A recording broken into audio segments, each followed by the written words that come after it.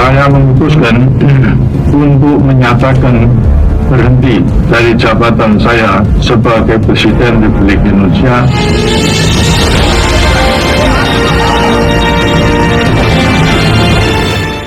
Pada video kali ini kami akan membahas tentang kebebasan politik dan berekspresi pada masa reformasi. Selamat siang, dan pada saat ini saya akan menjelaskan materi mengenai kebebasan politik dan berekspresi pada masa reformasi. Pada masa reformasi, kebebasan politik dan berekspresi menjadi bagian penting dalam perkembangan demokrasi di Indonesia. Ada beberapa bagian. Yang pertama, kebebasan menyuarakan pendapat. Masyarakat bebas mengungkapkan aspirasi politik karena reformasi menjunjung demokrasi dan kebebasan, sebagaimana diatur dalam Undang-Undang Pasal 28 dan 28E. Contohnya, yaitu referendum Timor Timur tahun 1999. Hasilnya, sekitar 80% rakyat memilih merdeka dari Indonesia. Kemudian, pemerintah mengesahkan pengesahan tersebut secara terhormat. Lanjut yang kedua, yaitu berkembangnya partai politik.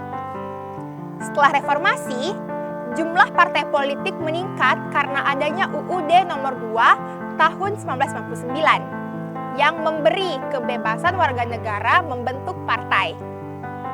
Banyaknya partai mencerminkan tumbuhnya demokrasi dan beragam pandangan politik, sehingga proses pembuatan undang-undang menjadi lebih dinamis.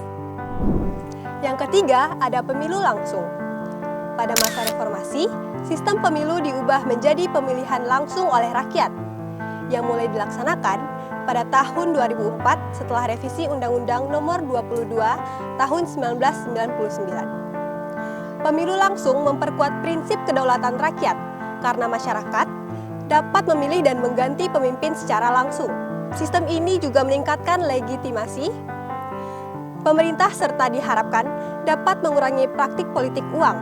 Yang keempat, ada kebebasan pers dan jurnalisme warga.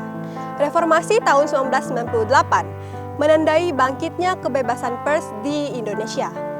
Hal ini diperkuat oleh Undang-Undang Nomor 40 Tahun 1999 yang menjamin perlindungan hukum bagi wartawan.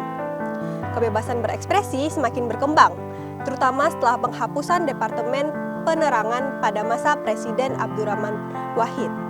Di era digital, UU ITE tahun 2008 direvisi di tahun 2016 dan 2021, memberi masyarakat akses luas untuk menyebarkan informasi. Munculnya jurnalisme warga memungkinkan masyarakat ikut berperan dalam menyampaikan berita dan informasi. Selanjutnya, reformasi birokrasi. Reformasi birokrasi bertujuan menciptakan pemerintahan yang efisien, transparan, akuntabel, dan berorientasi pada pelayanan masyarakat. A. Penerimaan aparatur sipil negara atau ASN yang terbuka. Seleksi ASN dilakukan berdasarkan meritokrasi, yaitu kemampuan, kualifikasi, dan kinerja, bukan nepotisme. Hal ini diperkuat oleh UU Nomor 5 Tahun 2014 tentang ASN yang membawa perubahan pada manajemen SDM, seperti sistem karir terbuka dan penekanan pada kompetensi. Seleksi yang transparan menunjukkan komitmen pemerintah dalam meningkatkan kualitas birokrasi. B. Reformasi lembaga negara. Untuk memberantas korupsi, pemerintah membentuk Komisi Pemberantasan Korupsi atau KPK pada tahun 2002 melalui UU Nomor 30 Tahun 2002. KPK berperan penting dalam menciptakan pemerintahan yang bersih. Selanjutnya, otonomi daerah. Otonomi daerah memberi wewenang kepada pemerintahan daerah untuk mengatur keuangan, pembangunan, pelayanan publik, dan peraturan daerah sesuai kebutuhan masyarakat, sebagaimana diatur dalam UU Nomor 22 Tahun 1999. Kebijakan ini digunakan untuk meredakan konflik wilayah seperti pemberian otonomi khusus bagi Aceh dan Papua. Otonomi diharapkan dapat mengurangi kesenjangan antara pusat dan daerah, serta meningkatkan kesejahteraan masyarakat.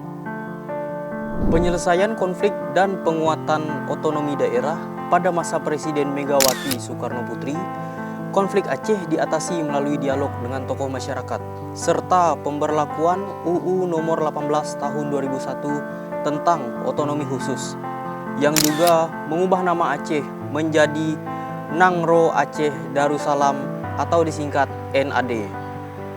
Upaya perdamaian dilanjutkan pada masa Presiden Susilo Bambang Yudhoyono dan Yusuf Kala melalui perundingan dari Gerakan Aceh Merdeka di Helsinki yang menghasilkan Perjanjian Damai tahun 2005. Pemerintah kemudian memperkuat otonomi daerah lewat berbagai kebijakan, seperti Undang-Undang Pemerintahan Aceh tahun 2006, Pengakuan Keistimewaan DI Yogyakarta tahun 2012, Aturan Khusus Pilkada tahun 2014, serta penegasan pembagian kewenangan pemerintah pusat dan daerah. Demikianlah presentasi yang dapat saya sampaikan. Semoga materi ini dapat menambah wawasan kita tentang pentingnya reformasi dalam perkembangan demokrasi di Indonesia. Mohon maaf apabila terdapat kesalahan kata dan kekurangan. Terima kasih dan selamat siang. Terima kasih telah menyaksikan video kami. Terima kasih.